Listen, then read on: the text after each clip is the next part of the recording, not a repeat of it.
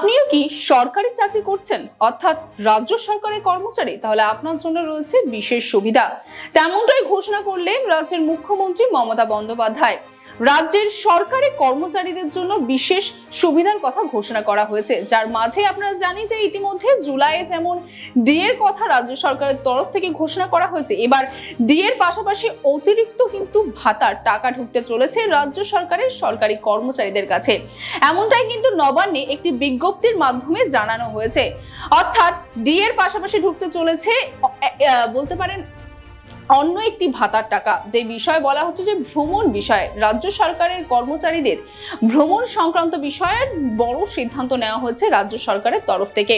এই ভ্রমণ সংক্রান্ত বিষয়ে মূলত আপনাদের জানিয়ে রেখেছে রাজ্য সরকারের কর্মচারীরা, যেমনটা আমরা জানি যে প্রতিটি কর্মচারী কিন্তু মূলত ট্রেন এবং প্লেনের কিন্তু যে ভাড়া, সেই ভাড়া নিয়ে কিন্তু একটি টাকা কিন্তু বরাদ্দ করা হতো, যেটা তাদেরকে দেওয়া হতো। তবে তার পাশাপাশি আপনাদের জানিয়ে রাখি যে গাড়ি সংক্রান্ত কিন্তু কোনো রকম কোনো ভাতা বা এক্সট্রা টাকা কিন্তু রাজ্যের সরকারি কর্মচারীদের দেওয়া হতো না।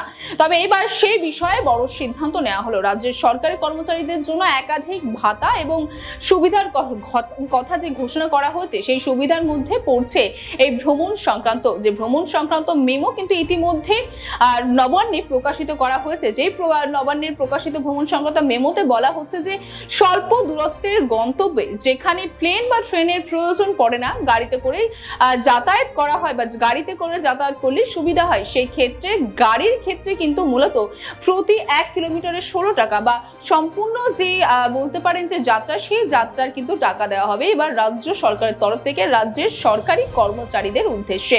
এবং তার পাশাপাশি কিন্তু আরো জানানো হয়েছে যে রাজ্য অর্থ দপ্তর থেকে একটি বিজ্ঞপ্তি যে জানানো হয়েছে, সেই বিজ্ঞপ্তির মাধ্যমে এই ভ্রমণের ভাতা কিন্তু দেওয়ার জন্য দপ্তরগুলিকে অর্থ দপ্তরের কাছ থেকে কোনো রকম কোনো অনুমতি কিন্তু নিতে হবে না এবং যে কোনো দপ্তরে কিন্তু নিজেদেরই ওই অর্থ অনুমোদন করতে পারবে।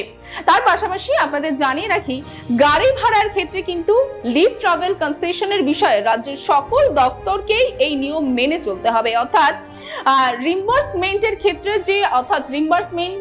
রিম্বার্সমেন্ট যেই সংশ্লিষ্ট কর্মচারী নিচ্ছেন, সেই ক্ষেত্রে কিন্তু সেই কর্মচারীকে সেই সংক্রান্ত ভ্রমণের কিন্তু সম্পূর্ণ নথিপত্র কিন্তু বলতে পারেন দেখাতে হবে এবং সেই নথিপত্র কিন্তু উপস্থিত রাখতে হবে।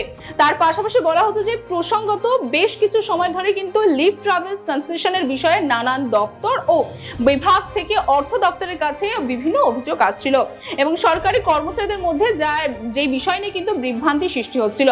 তবে এইবার কিন্তু বলতে পারেন যে ভ্রমণ সংক্রান্ত মেমো যেটি ইতিমধ্যে নবান্নতে কিন্তু দেখানো হচ্ছে বা যেই নির্দিষ্ট মেমো জারি করা হচ্ছে, সেই মেমোতে কিন্তু এই সম্পূর্ণ ভ্রমণের বিষয়টি পরিষ্কার করে দেওয়া হয়েছে। অর্থাৎ এবার থেকে ট্রেন তার পাশাপাশি প্লেনের পাশাপাশি গাড়িতেও কিন্তু ভ্রমণের টাকা পাচ্ছে রাজ্য সরকারের সরকারি কর্মচারীরা। তবে অর্থ দপ্তর থেকে জারি করা বিজ্ঞপ্তিতে কিন্তু আরো জানানো হয়েছে যে কোনো সরকারি কর্মচারী বা সেই সংশ্লিষ্ট ব্যক্তি যে এই ভ্রমণে যাচ্ছেন বা সেই সংক্রান্ত যে নথি তারা দিচ্ছেন, সেই নথিতে কিন্তু সব থেকে বলতে পারি সেই ভ্রমণ যে ডেস্টিনেশন, সেই ডেস্টিনেশন সব থেকে যে কাছের রুটটা, সেই রুটটাই কিন্তু রাজ্য সরকারের তরফ থেকে সেই রুটের উপর ভিত্তি করে কিন্তু তাদেরকে লিভ ট্রাভেল অ্যালায়েন্স দেওয়া হবে।